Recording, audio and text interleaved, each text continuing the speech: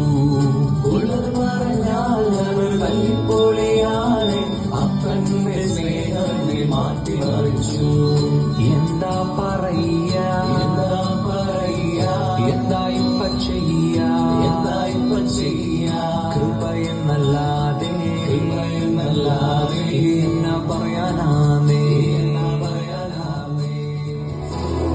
കയ്യിരിപ്പു മോശം, ആകെ മൊത്തം ദോഷം, ഉള്ളതെല്ലാം ദോഷമായിരുന്നെ.